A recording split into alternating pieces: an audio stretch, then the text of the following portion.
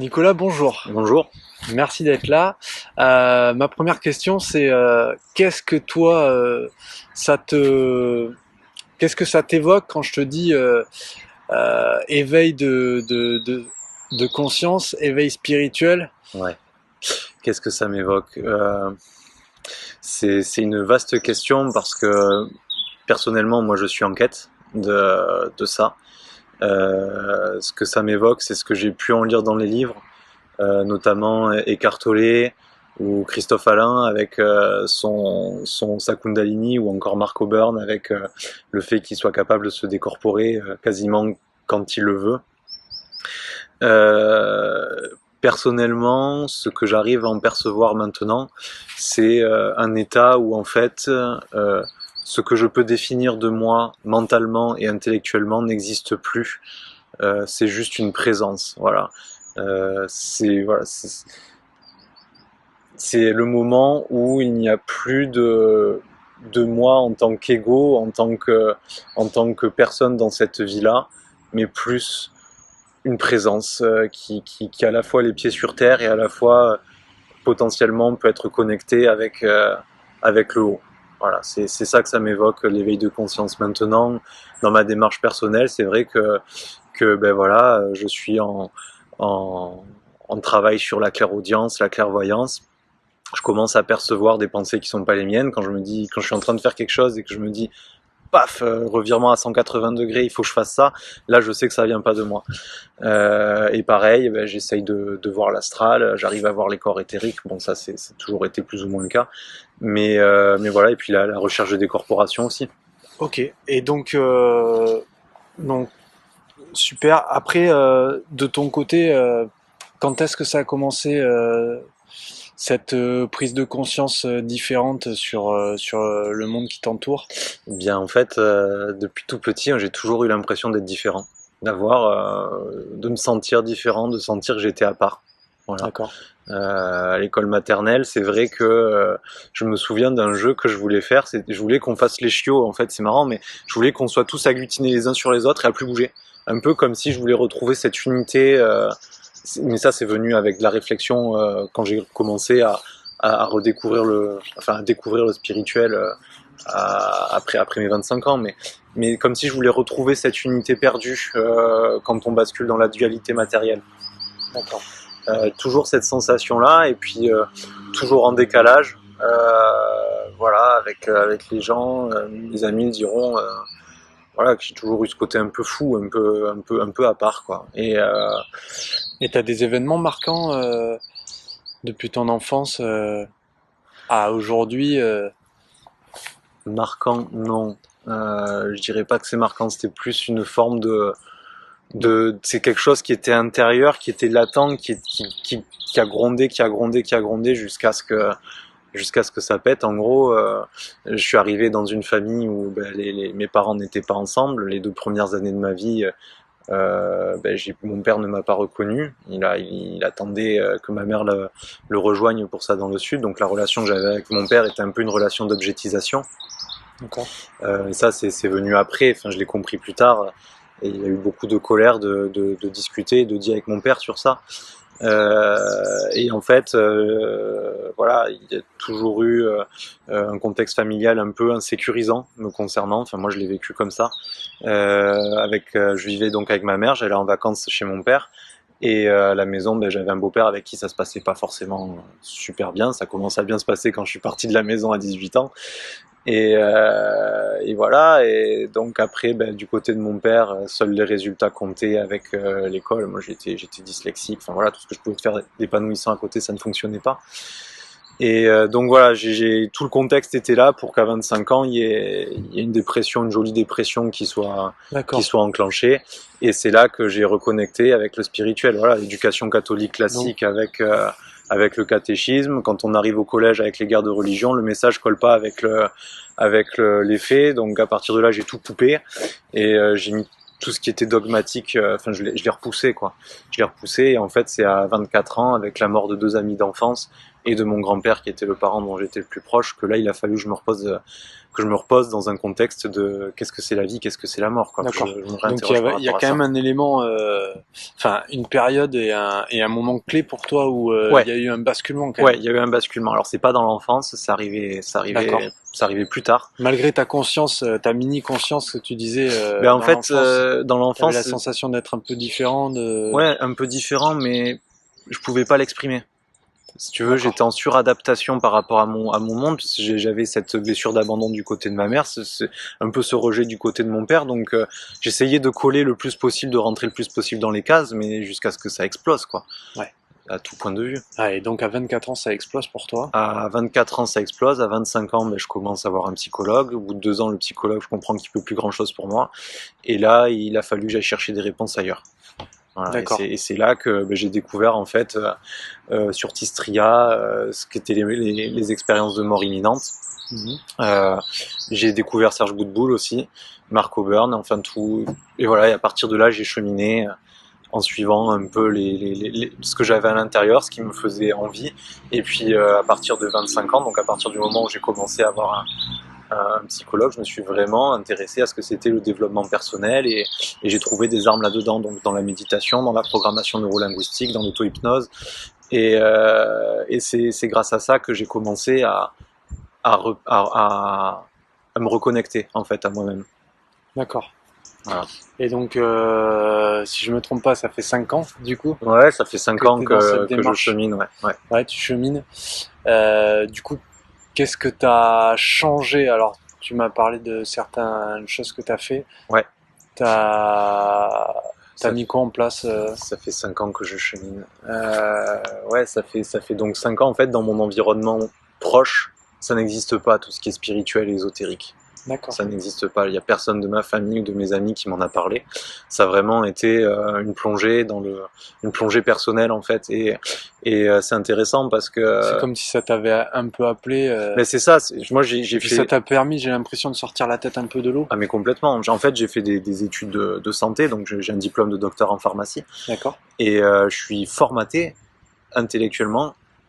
Enfin, j'ai été formaté intellectuellement pour quand on me mettait face à ce genre de choses, que mentalement je me dise c'est pas possible, c'est des conneries, c'est pas pour moi. Mais dans la poitrine, là à l'intérieur, de ces choses, quand tu dis ces choses, c'est-à-dire quand on me parlait de médiumnité, quand on me parlait de décorporation, quand on me parlait ressenti astral, j'étais là, je suis putain, les mecs sont perchés, ils sont malades, quoi, ils méritent l'asile. Et en fait, ça c'était la tête, et à l'intérieur il y avait un espace de vérité qui sonnait, qui me disait non non, va creuser. Puis en plus de ça, je suis cartésien, mais pas le cartésien dogmatique, c'est-à-dire le gars qui a son cadre de science qui veut pas en sortir. Je suis cartésien dans le sens où tous ces gens le disent, ils disent mais si vous ne croyez pas, expérimentez, allez voir par vous-même. Et ça c'est être cartésien, de pouvoir remettre son cadre de croyance en question pour justement aller observer, déduire, conclure. Et moi qui suis curieux et un peu provocateur, j'aime beaucoup aller. Moi je me pousse dans mes limites, mais je suis aussi comme ça avec les gens. J'aime les confronter à leurs limites.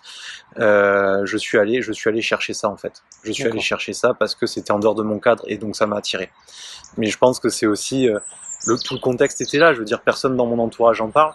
Moi je suis comme ça, donc pas forcément. L'univers, la vie, le contexte fait que tout était programmé en fait pour que j'y aille. Tout était programmé pour que j'y aille. Donc j'y suis allé droit comme un i. Et en fait, ça a commencé par la méditation où très vite j'ai commencé à... Très vite, non. Calmer le mental, ça n'a vraiment pas été un jeu d'enfant, surtout à la période où j'ai commencé à méditer, où vraiment j'avais des idées noires et où tout était sombre autour de moi, quoi. Mais voilà, j'ai commencé quand même à faire des visualisations en inspirant, je voyais de la lumière rentrer, en expirant, je voyais du sombre, et puis suite à ça, il y a une image d'arbre qui est venue. C'est par rapport à tes lectures que tu as fait des choses comme ça? Alors ouais, le premier livre que j'ai lu de développement personnel, c'était le Miracle Morning, parce que vraiment, j'étais en souffrance, donc je cherchais à aller mieux à ce moment-là. Et en fait, ce livre expliquait comment avoir une routine, mais il disait juste, voilà, posez-vous, méditez le matin. Il n'y avait pas vraiment de technique, il n'y avait pas vraiment de... Moi, j'aime bien en plus tout ce qui est être un peu autodidacte, donc j'ai vraiment commencé par moi-même là-dedans, et voilà, et avant de découvrir Tistria, ça a vraiment été de l'intuitif. D'accord. Voilà. Tistria, c'est venu après entre le moment où j'ai arrêté le psychologue et le moment où j'ai commencé à vraiment cheminer dans, La dans... méditation, tu as commencé après le psychologue J'ai commencé en même temps.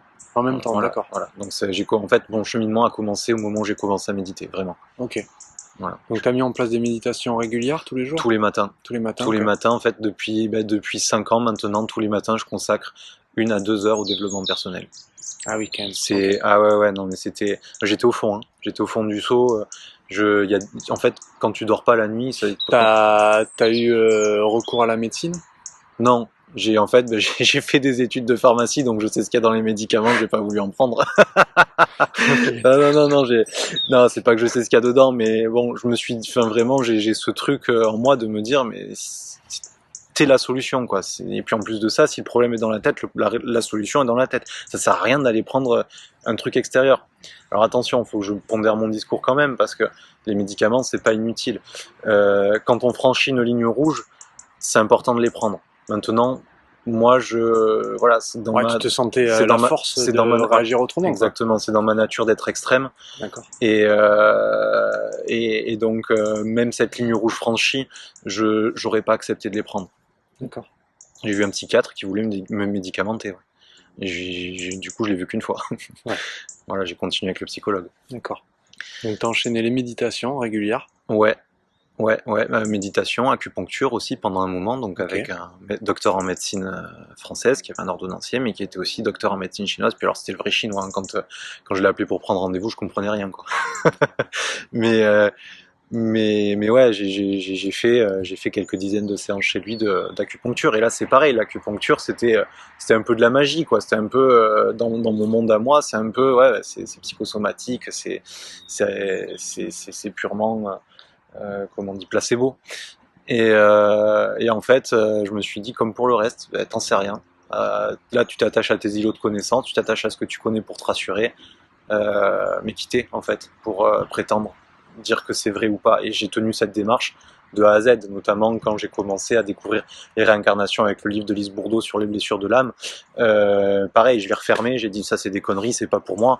Et puis au bout de 3 mois, je me suis dit en fait quitter pour prétendre que c'est vrai. Enfin, est-ce que tu peux le vérifier? Non, ben juste prends ce que c'est pour ce que c'est, observe et voilà, vas-y et regarde, quoi. Sois pas têtu borné comme tu peux l'être souvent.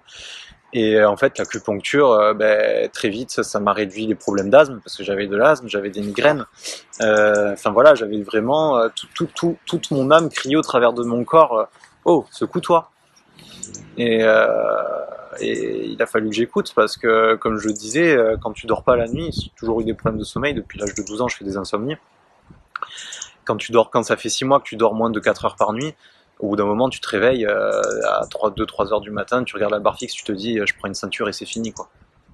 Ok, t'as eu des idées Ouais, très sombres, quand même. ouais, je suis allé, comme je dis, il a fallu que j'aille toucher le fond du seau pour prendre l'impulsion pour remonter. Mais maintenant, cette inertie, je la garde et je suis bien content parce que ça avance. Ça avance et le fait d'avoir touché le fond du seau, ça me permet aussi d'avoir un recul maintenant sur le fait d'être, ça m'est forcé à, aller me chercher, à aller me comprendre. J'ai du recul sur moi, j'ai du recul sur les autres et je comprends mieux les gens, je comprends mieux ce qui m'entoure. Et c'est quelque chose qui m'a toujours manqué. Je comprends même mieux mes parents, quoi.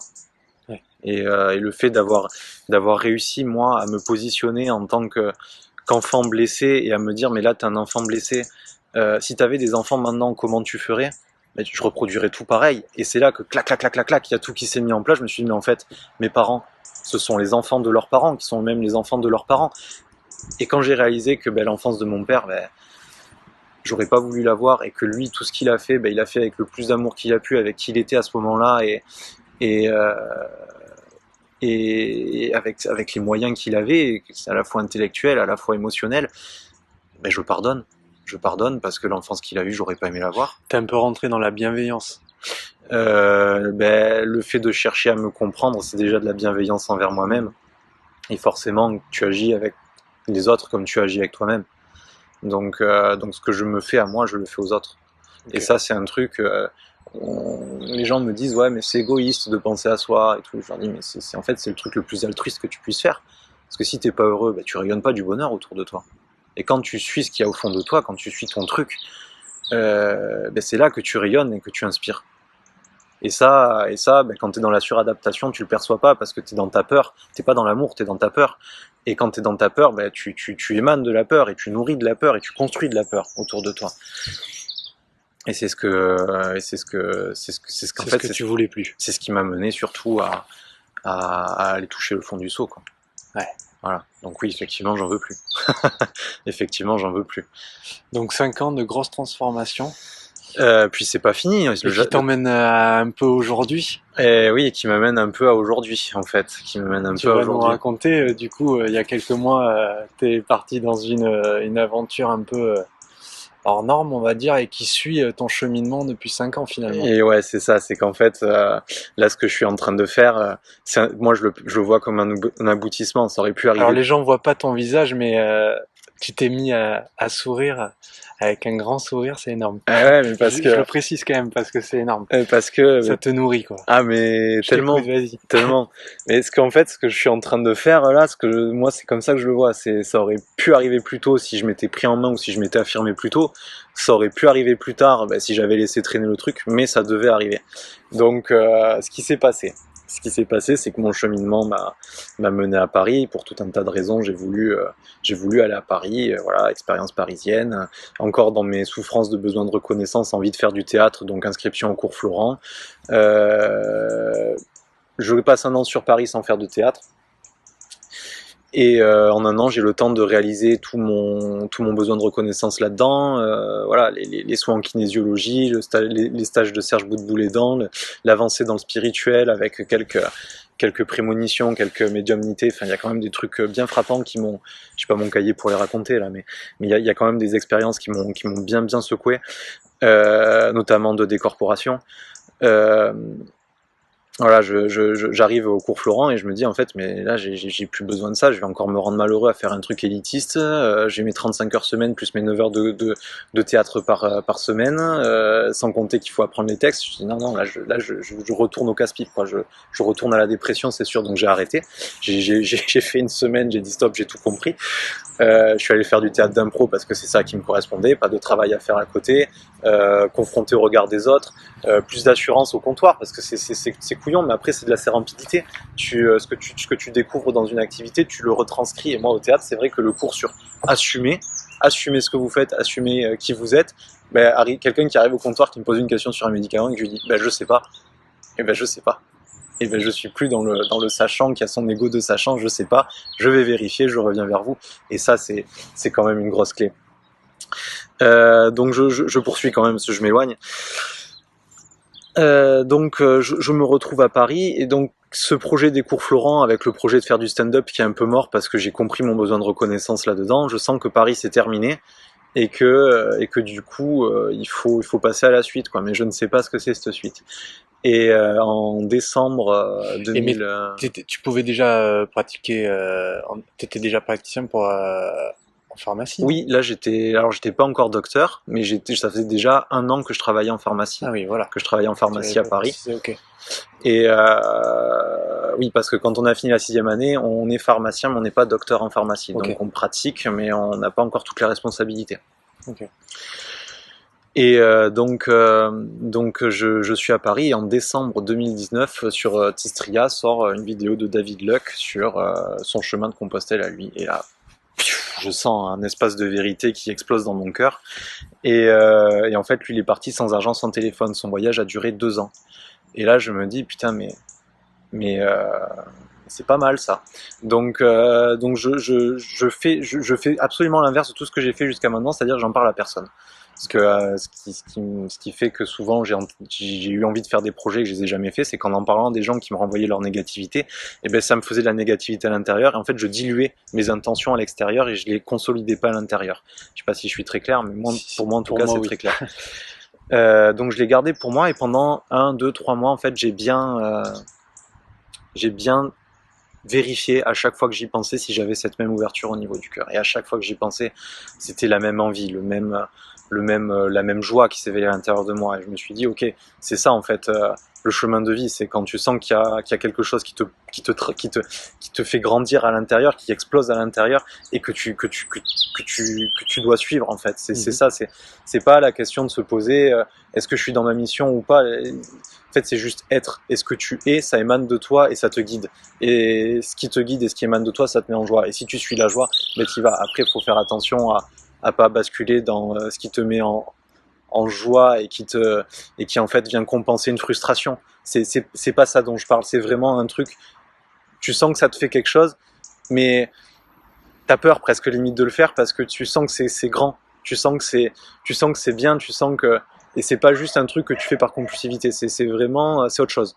Je saurais pas l'expliquer autrement. Donc quand t'es dans l'être et que t'as la joie, t'as quelque chose qui émane de ton être et que ça te met en joie, c'est ça le chemin de vie. T'as pas besoin de l'intellectualiser, ça tu le ressens. Donc j'ai bien vérifié pendant plusieurs mois que ça faisait ça. Et puis un jour je discute avec un ami dans un bar, un ami qui est absolument pas porté sur la spiritualité et qui est pas dans l'ésotérisme mais qui a quand même une grande intelligence de cœur. Il s'appelle Romain. Et il me dit, mais Nico, tu passes énormément de temps, même tu perds énormément de temps et d'énergie à chercher un sens à ta vie. Mais en fait, la vie c'est simple. C'est un nombre de cases déterminées. Tous les jours t'en rayes une et tous les jours ça se rapproche de la fin. Et en fait, le but du jeu, c'est d'arriver vers la fin, de regarder toutes les cases que t'as remplies, de voir si elles sont bien pleines. En fait, la vie ça n'a pas de sens. La vie c'est juste de kiffer. C'est juste de faire ce qui te fait kiffer. Et là, je me suis dit, putain, mais c'est pas con ce qu'il dit. C'est pas con ce qu'il dit. Et là, tout de suite, la question que je me suis posée, c'est là, maintenant, tout de suite, si t'as envie de kiffer, tu fais quoi? Eh ben, je pars sans argent, sans téléphone sur le chemin de Compostelle. D'accord. Et ça, c'était en avril. Non, c'était plutôt que ça, c'était en février. C'était en février. Et, de cette année? De cette année, ouais. C'était en février de cette année. Et pareil, je flippais de ouf, hein, parce que moi, je suis quelqu'un de...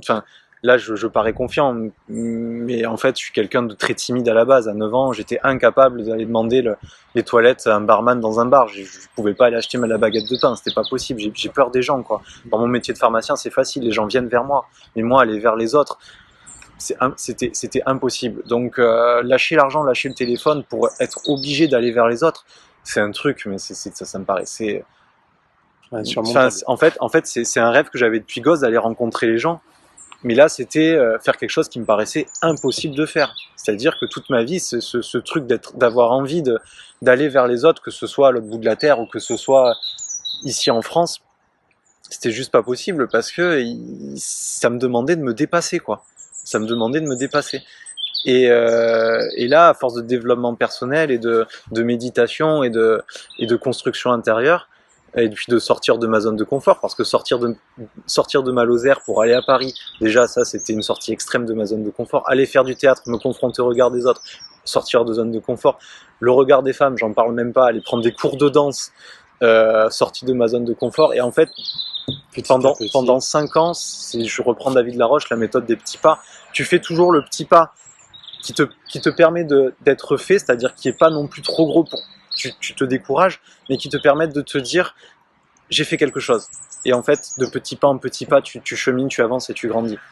Et c'est un peu ça qui s'est passé pour ma décision de faire ce chemin de Compostelle, sans argent et sans téléphone. C'est qu'en fait, j'ai passé 8 mois, à partir du moment où j'ai découvert la vidéo de David Luck, jusqu'au mois d'août où je suis parti, j'ai passé 8 mois à lister toutes mes peurs, à lister toutes mes intentions, à lister tout ce que je voulais voir se réaliser sur ce chemin, à utiliser, à vouloir expérimenter aussi. C'était une envie d'expérimenter la loi de l'attraction et aussi de lâcher prise pour voir qu'est-ce que j'étais, qu'est-ce qui venait à moi, qu'est-ce que la vie, qu'est-ce que le chemin allait m'apporter. Et à partir de là, j'ai passé 8 mois à lister toutes mes peurs. Alors en parallèle, j'écrivais ma thèse, j'étais pas encore docteur en pharmacie, j'ai écrit une thèse sur le miel et les abeilles, et donc quand j'étais en questionnement sur ce chemin de Compostelle, après avoir discuté avec ce fameux Roumain, j'ai posé une intention, j'ai dit voilà, après ma thèse, si je dois faire Compostelle, envoyez-moi un signe. J'ai demandé au guide, envoyez-moi un signe. Très bien. Je finis de rédiger ma thèse, je descends en Lozère une semaine avant pour la préparer. Dans le train, c'est pareil. Dans le train, moment de doute. Enfin voilà, ça fait des mois que je prépare, même 1 an et demi que je prépare ma thèse. C'est comme accoucher d'un bébé, quoi. On est là, on attend, on est en stress, on a envie que ce soit fini. Donc moment de doute, et dans le train, je demande de l'aide. Je demande, voilà, s'il vous plaît, envoyez-moi un message. Qu'est-ce qui se passe après Paris maintenant, quoi. Enfin, c'était un moment de down. Et là, je me détends, je laisse mon corps répondre et je fais un truc que je ne fais jamais. Je déteste les gens qui font ça, mais je me penche en arrière et je regarde par-dessus l'épaule le film que ma voisine regarde. Et je déteste les gens qui font ça, moi ça me donne envie de mettre des tartes. Mais là, je le fais, je sais pas pourquoi je le fais, mais je le fais. Et en fait, je vois qu'elle regarde un film avec Matt Damon, Scarlett Johansson et des animaux. Et là, j'attrape mon téléphone, que j'avais encore, et je regarde donc Scarlett Johansson, Matt Damon, animaux. Et là, je vois le titre du film, Un nouveau départ. Et là, l'ouverture dans le cœur, comme pour Compostelle, je fais ok, c'est bon, ils ont fait avec les moyens du bord, ils m'ont envoyé le signe qu'ils ont pu avec ce qu'il y avait autour de moi. Ok, c'est bon, je me détends, c'est bon, je sais pas ce que ça va être ce nouveau départ, mais il y a quelque chose qui va se passer. Je finis la thèse, donc une semaine après ce moment dans le train, je passe ma thèse, et là, sans mentir, hein, on sort de la fac, on retourne, on fait un petit pot. Donc la thèse est finie depuis 1 heure. On se pose à la table du salon de l'appartement à Montpellier avec ma mère. Et là, ma mère me dit, écoute, nous, on t'a pas fait de cadeau. Par contre, je t'ai acheté ça. Et là, elle me pose un livre devant moi, un livre de 400 pages de photos avec marqué Les chemins de Saint-Jacques de Compostelle. Wow. Et là, intérieurement, il y a un petit singe avec des cymbales, quoi, qui fait ding, ding, ding, ding, ding, ding. J'avais rien dit à ma mère, j'avais même rien dit à personne, en fait. Ah, Et je me dis, waouh, mais c'est incroyable. Elle me dit, bah écoute, je sais pas pourquoi, je suis passé devant, je me suis dit que ça pourrait te plaire. Moi, je sais pas pourquoi, je sais très bien ce que c'est je sais pas pourquoi. On lui a soufflé, elle s'est laissée porter, elle a acheté, fin de l'histoire. Et là, je me suis dit, ok, le projet est validé, on va y aller. On va y aller, on va le faire. Et là, j'ai continué à lister toutes mes peurs et vraiment, ça a été 4 mois super riches parce que 1 semaine après ma thèse, Covid, confinement. Et voilà, donc j'étais à Paris, j'habitais à Montmartre à côté du Sacré-Cœur et j'ai eu tout le temps nécessaire pour me préparer et regarder le matos, le commander, comparer, encore lister mes peurs. Et en fait, je prenais des feuilles de papier que je pliais en deux, je faisais un côté peur, un côté solution, intention. Et en fait, mes peurs me donnaient aussi le chemin à suivre et les choses auxquelles je ne pouvais pas forcément penser. Et voilà, et donc à 1 mois du départ, j'ai vraiment listé toutes mes envies et tout ce que je voulais voir, la loi de l'attraction m'a mené. Le Covid terminé, enfin terminé non, puisqu'on y est encore, mais confinement terminé, je démissionne, 3 mois de préavis, et donc le 18 août, départ. Le 18 août, départ sur les chemins de Saint-Jacques-de-Compostelle, à pied, seul, sans argent et sans téléphone. De Paris. De Paris, donc du Sacré-Cœur, parce que le chemin du pèlerin commençant de sa porte, je ne me voyais pas partir d'ailleurs que Paris. Et aujourd'hui, tu es sur la côte basque. Et aujourd'hui, après 2 mois de marche, je suis sur la côte basque, en compagnie de... Avec un grand sourire. Avec un grand sourire, il y a un beau soleil, il y a des arbres autour de nous. J'ai vécu 2 mois incroyables où j'ai tellement grandi que c'est indéfinissable. T'es en gratitude en fait. aujourd'hui. Complètement. Puis je me sens aligné en fait. Moi, les plus grosses intentions que j'ai posées, enfin il y en a plusieurs, il y a des intentions à plusieurs niveaux, de mois à mois.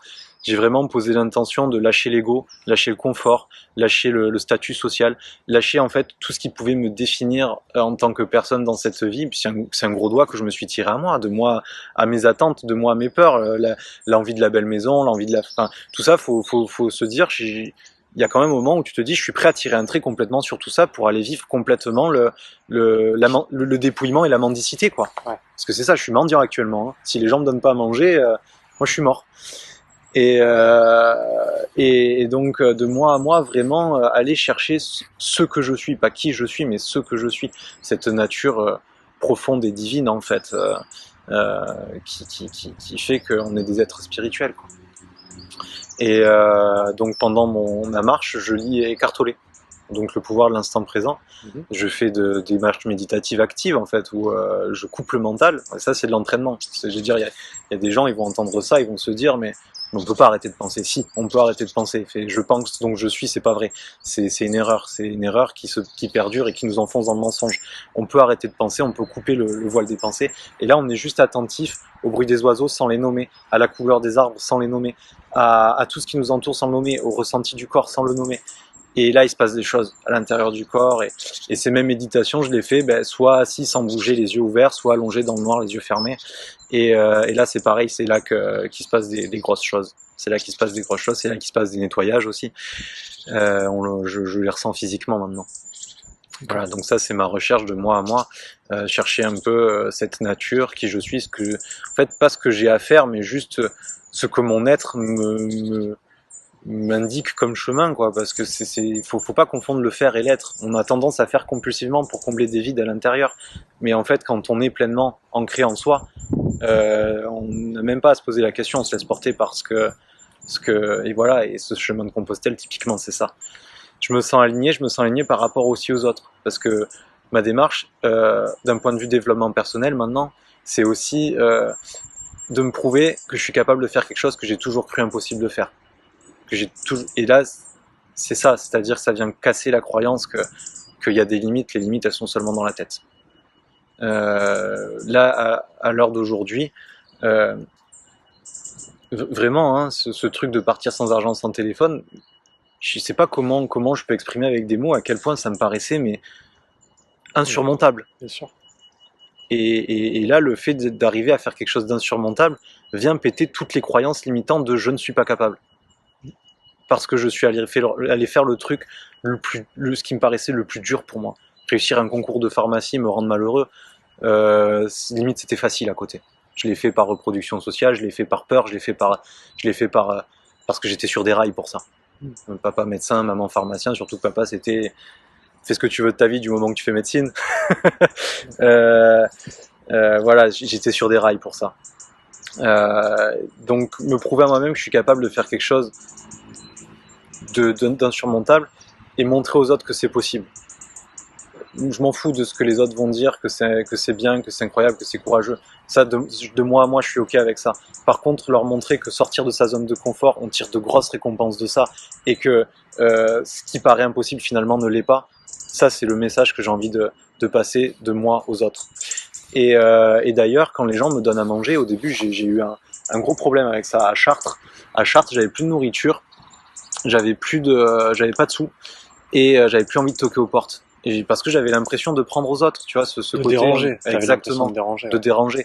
J'avais l'impression de prendre aux gens. Et en fait, c'est ce côté où on n'est pas préparé à donner et recevoir inconditionnellement. Il a fallu que j'apprenne à recevoir inconditionnellement.